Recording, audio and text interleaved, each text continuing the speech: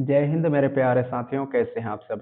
मेरे प्यारे साथियों, आप सबका मैट्रिक का एग्जाम चल रहा है और आप सबका हिंदी का क्वेश्चन पेपर हो चुका है, ठीक है। और हम आपको इसका आंसर की दिखाने वाले हैं, ठीक है।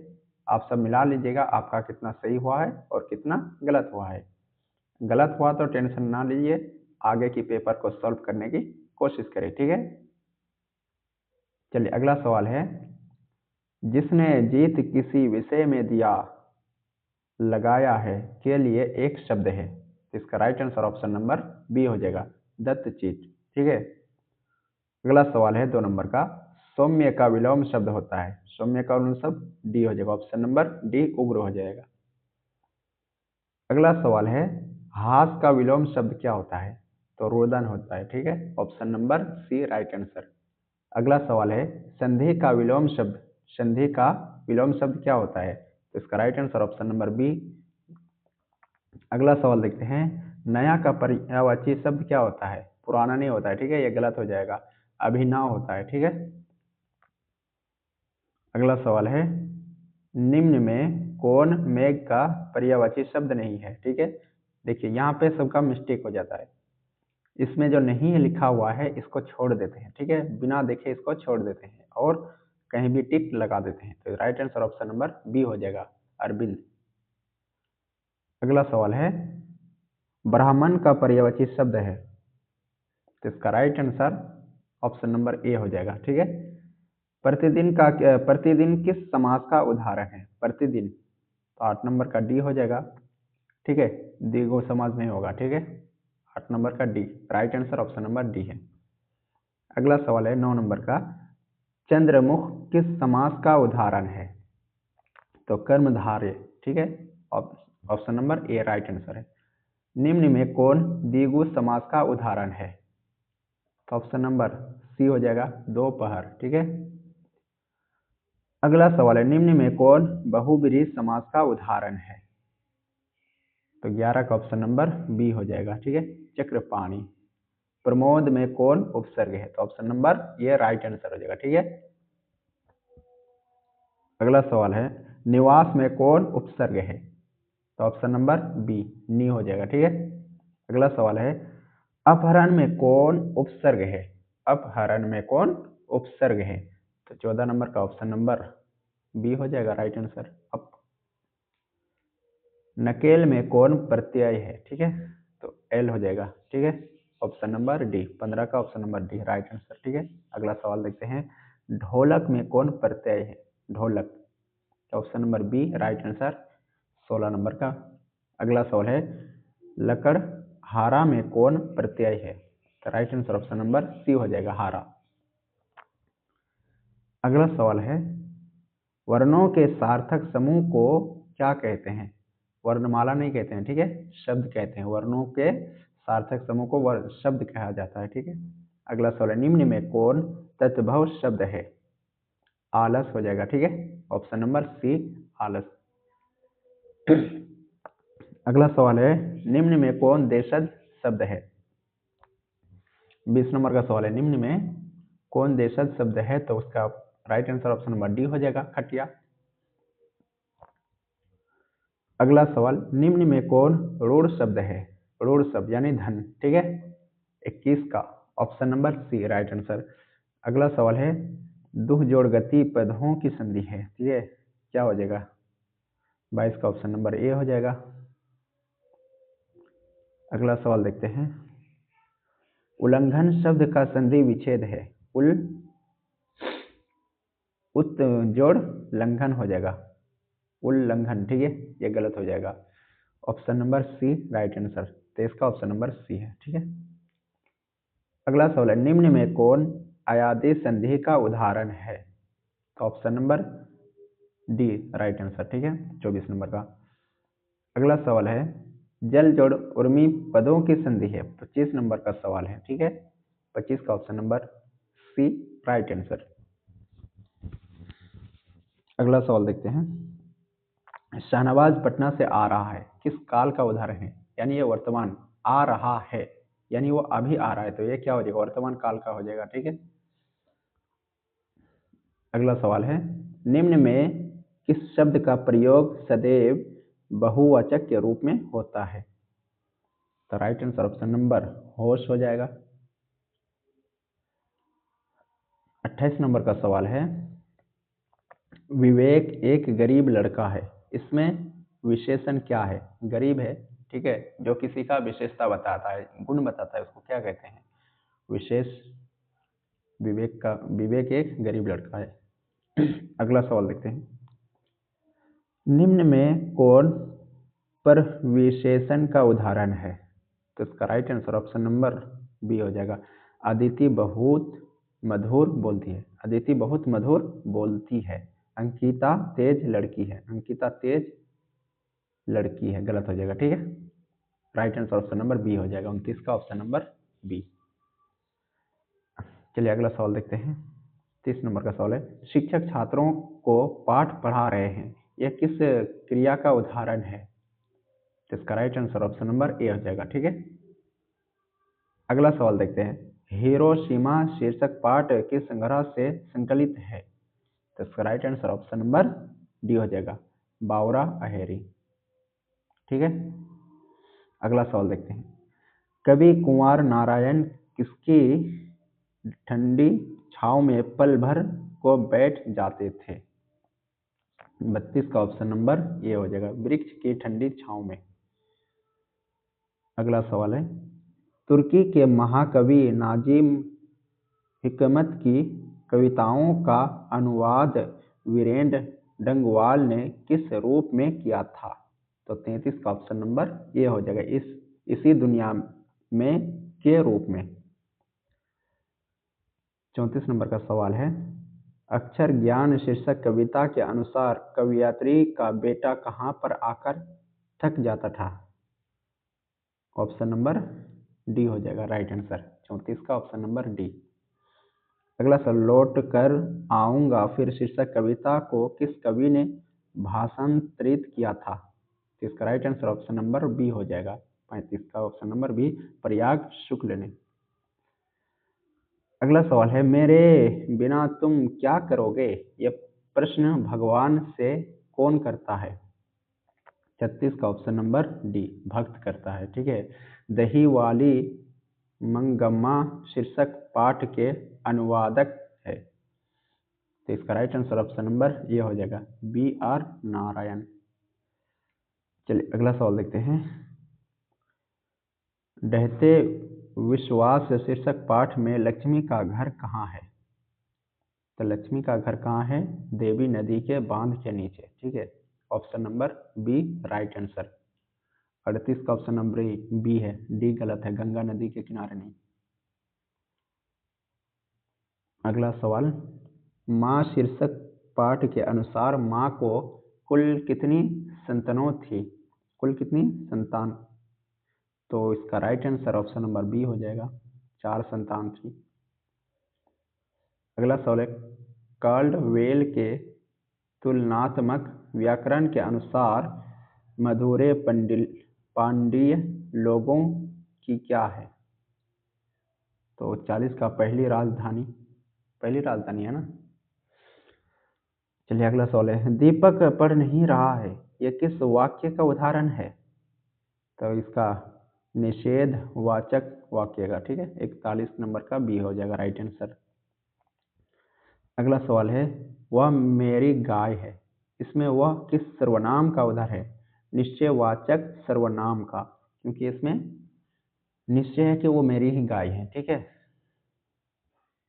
पूजा छाया में बैठी है, यह वाक्य किस कारक का उदाहरण है? ऑप्शन नंबर अधिकारण हो जाएगा, option number D right answer. एक गलत हो जाएगा, ठीक है। चलिए अगला सवाल देखते हैं, अरे एक बात सुनो, इस वाक्य में कौन कारक है? तो 44 का ऑप्शन नंबर सी हो जाएगा, संबोधन कारक, ठीक है। अगला सवाल देखते हैं, हृदय विशेष का विशेषण है? ऑप्शन नंबर ए हो जाएगा, हार्दिक। अगला सवाल है, शिव विशेष का विशेषण है? तो ऑप्शन नंबर डी हो जाएगा, शिव, ठीक है। समय विशेष का विशेषण है? 47 नंबर का ऑप्शन नंबर डी हो जाएगा, सामायिक। सामयिक हो जाएगा, ठीक है, ऑप्शन नंबर डी। अगला सवाल है, वर्ता का बहुवचक रूप है, बहुवचन रूप है 48 का, ऑप्शन नंबर सी वर्ताएं। निम्न में कौन स्त्रीलिंग शब्द है? तो इसका राइट आंसर उड़ान हो जाएगा। अगला सवाल है, निम्न में कौन पुल्लिंग का उदाहरण है? तो ये खीरा हो जाएगा, ठीक है, ऑप्शन नंबर बी। सवांग का अर्थ होता है, 51 नंबर का सवाल है, सवांग का अर्थ होता है, ऑप्शन नंबर सगा परिवार का सदस्य, नाचने वाली घिरनी। अगला सवाल है, अल्पज्ञा का अर्थ होता है, 52 का ऑप्शन नंबर कम जानने वाला, ठीक है। अगला सवाल है, अविनयो शीर्षक पाठ के रचनाकार कौन है? अशोक वाजपेयी, 53 का option number B Ashok Vajpeyi. चलिए अगला सवाल देखते हैं, अति सुधो स्नेह को मार्ग है शीर्षक कविता के कवि है? तो इसका राइट आंसर हो जाएगा ऑप्शन नंबर सी, ठीक है, खनानंद। अगला सवाल देखते हैं, 55 नंबर का सवाल है, जनतंत्र का जन्म शीर्षक पाठ की विधा है? तो इसका right answer option number A हो जाएगा कविता, 55 का ऑप्शन नंबर ए कविता हो जाएगा। अगला सवाल है, विश्व के दांत शीर्षक पाठ की विधा है? 56 का ऑप्शन नंबर बी कहानी है, ठीक है। 57 नंबर का सवाल है, अयोध्या के राजा दशरथ के 4 पुत्र थे, इस वाक्य में अयोध्या के राजा दशरथ किस पदबंध का उदाहरण है? तो इसका right answer option number B हो जाएगा संज्ञा पदबंध का, ठीक है। अगला सवाल है, निम्न में कौन वाक्य कृत्यवाच्य का उदाहरण है? तो 58 का ऑप्शन नंबर ए हो जाएगा बच्चे खेल रहे हैं। अगला सवाल देखते हैं, निम्न में कौन शुद्ध वाक्य है? इसका ऑप्शन नंबर फूलों की एक माला ला दो, ऑप्शन नंबर सी हो जाएगा राइट आंसर। नाक में दम करना मुहावरे का अर्थ होता है परेशान करना। अगला सवाल है, 14वीं सदी में फ्रेंच क्रांति तक ला शत्रुज का उपयोग किस रूप में होता था? 61 का ऑप्शन नंबर सी हो जाएगा अस्पताल के रूप में होता था। मछली शीर्षक पाठ में मछलियों को कौन खरीदता था? 62 नंबर का सवाल है, ऑप्शन नंबर बी पिताजी। अगला सवाल है, निम्न में कौन रचना यतीन्द्र मिश्र है? तो इसमें से सभी हो जाएगा, अयोध्या तथा अन्य कविताएं, यदा कदा, इनमें से सभी हो जाएगा, ऑप्शन नंबर डी। अगला सवाल देखते हैं, महात्मा गांधी वकालत की पढ़ाई करने कहाँ गए थे? लंदन गया था, ठीक है। अगला सवाल है, गुरु नानक ने किस भाषा में कविताएं की थी? तो ऑप्शन नंबर सी हो जाएगा राइट आंसर, पंजाबी और हिंदी दोनों में किया था गुरु नानक। निम्न में कौन कवि मोहम्मद शाह रंगीले के यहाँ मीर मुंशी का काम करते थे? तो 86 का ऑप्शन नंबर ए हो जाएगा खाना आनंद, ठीक है। अगला सवाल है, निम्न में कौन रचना रस खान की है? 67 का ऑप्शन नंबर सी हो जाएगा, ठीक है, दोनों हो जाएगा। अगला सवाल है, स्वदेशी शीर्षक पाठ में भारतीय हिंदी की जगह किस भाषा का प्रयोग कर रहे थे? 68 का option number C right answer हो जाएगा, ठीक है, अंग्रेजी स्वदेशी, ठीक है। कवि मुख्यमंत्री अच्छा कवि सुमित्रानंद पंत के अनुसार भारत माता का मन क्यों विषादमय है? तो 69 का ऑप्शन नंबर ये हो जाएगा युग युग के अंधकार से। जनतंत्र का जन्म शीर्षक पाठ के अनुसार अब फावड़े और हाल क्या बनने को है? तो 70 का ऑप्शन नंबर तलवार, तलवार नहीं होगा, राजदंड हो जाएगा। ठीक है, 70 का option number C right answer. अगला सवाल है, मकान किस संज्ञा का उदाहरण है? 71 का ऑप्शन नंबर बी हो जाएगा, जातिवाचक का।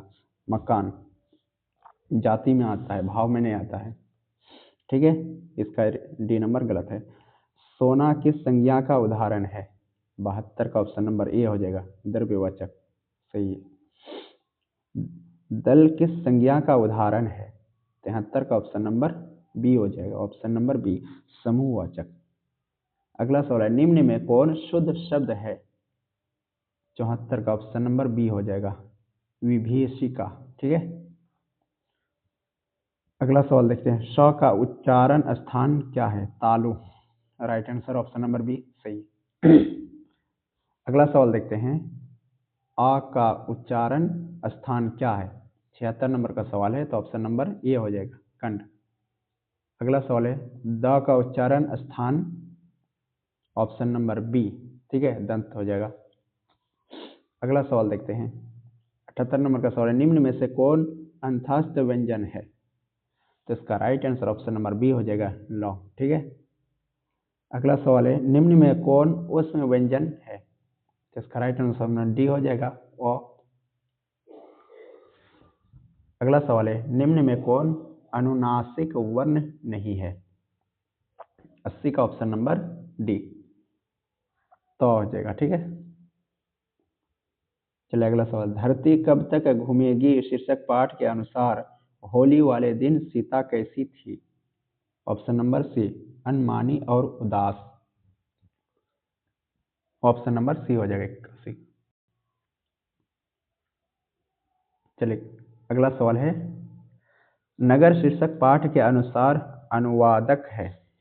82 नंबर का सवाल है, option number A right answer, के ए जमुना। ठीक है, एक पतंग आनंद में काशीय संग्रह के रचनाकार है? 83 नंबर का सवाल है, तो ऑप्शन नंबर बी हो जाएगा, अशोक वाजपेयी। चलिए अगला सवाल देखते हैं, महाविद्यालय किसका कहानी है? कहानी संग्रह है। ठीक है, तो इसका विनोद कुमार शुक्ल का, option number D right answer. अगला अगला सवाल है, डॉक्टर भीमराव अंबेडकर का निधन कहाँ हुआ था?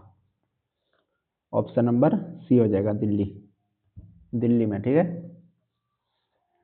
चलिए अगला सवाल देखते हैं, रस खान किस भाषा के कवि थे? तो ब्रज भाषा के। ठीक है, अगला सवाल है, रस केली पल्ली के रचनाकार है? 87 का ऑप्शन नंबर डी हो जाएगा, रस खान।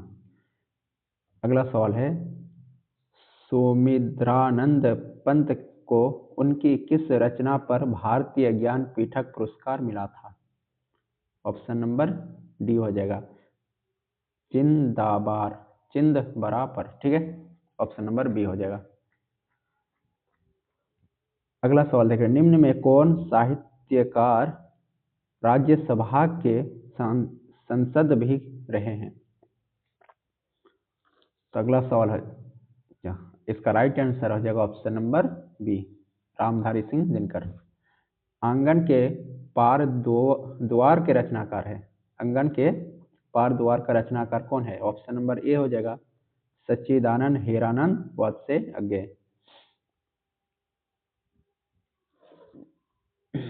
अगला सवाल है, डॉक्टर भीमराव अंबेडकर ने किनको मानवीय अधिकार व सम्मान दिलाने के लिए अथक संघर्ष किया था? ठीक है, तो इनमें से सभी हो जाएगा, 91 का ऑप्शन नंबर डी।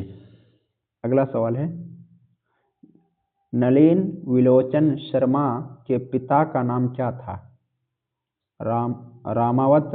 रामावतार शर्मा था। ठीक है, option number D right answer. ठीक है, अगला सवाल देखते हैं, विश्व के दांत शीर्षक पाठ में गिरघर लाल कहाँ रहता था? तो उसका right answer option number C हो जाएगा। ठीक है, अहाते अहाते के एक कोने आउट हाउस में, ठीक है। ऑप्शन नंबर सी हो जाएगा। अगला सवाल, भीमराव अंबेडकर का जन्म कब हुआ था?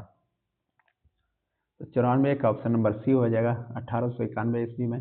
भारत को पहचान सकने वाली दृष्टि की आवश्यकता है, यह कथन है 95 नंबर का ऑप्शन नंबर मैक्स मोलर का। 95 का ये राइट आंसर हो जाएगा, महात्मा गांधी का नहीं होगा, ठीक है। चलिए अगला सवाल देखते हैं। ये तो सब्जेक्टिव क्वेश्चन हो गया, ठीक है। अगला सवाल, नाखून क्यों बढ़ते हैं शीर्षक पाठ में लेखक का कौन सा दृष्टिकोण प्रकट हुआ है? इसका राइट आंसर मानववादी दृष्टिकोण, option number D right answer हो जाएगा, ठीक है। चलिए अगला सवाल देखते हैं। किन राजाओं के शासनकाल में पहल वेदों को लिपिबद्ध किया गया था? 97 का ऑप्शन नंबर सी हो जाएगा, गुप्त राजाओं के शासनकाल में, ठीक है। अगला सवाल, अखिल भारतीय कहानी प्रतियोगिता में लेखक अम्बरकांत की कौन कहानी पुरस्कृत हुई है? तो इसका right answer option number D हो जाएगा, डिप्टी कलेक्टर 98। चलिए अगला सवाल देखते हैं 99 का। 19वीं सदी में किसने अपनी सावधानता के लिए लड़ने वाले यूनानियों को प्राचीन संस्कृति से उनकी एकात्मक की पहचान कराने में बड़ा परिश्रम किया था? 99 ऑप्शन नंबर ए हो जाएगा, शैली और बायरन ने। चलिए अगला सवाल देखते हैं। अगला सवाल है, पंडित बिरजू महाराज का जन्म किस घराने में हुआ था? इसका right answer option number B हो जाएगा, लखनऊ घराने में। तो ये रहा 100 ऑब्जेक्टिव क्वेश्चन और हमने 100 का आंसर की आपको बता दिए, ठीक है। आपको मिलाना है कितना आपका सही हुआ है और आपको इस वीडियो के नीचे कमेंट में लिखना है, ठीक है। बस आपको इतना ही काम कर देना है। अगर इसका सब्जेक्टिव क्वेश्चन भी देखना चाहते हैं तो देख सकते हैं, ठीक है। वैसे भी आपको इसका क्वेश्चन पेपर ही मिल गया तो सब्जेक्टिव क्वेश्चन देकर क्या कीजिएगा। तो उम्मीद करते हैं कि आप सब मैट्रिक की तैयारी बहुत ही अच्छे से किए होंगे और मन लगाकर एग्जाम दे रहे होंगे। और आगे की जो पेपर हैं मैं उम्मीद करता हूं कि आप सब शांतिपूर्वक उसे देने का प्रयास करेंगे, ठीक है। जय हिंद।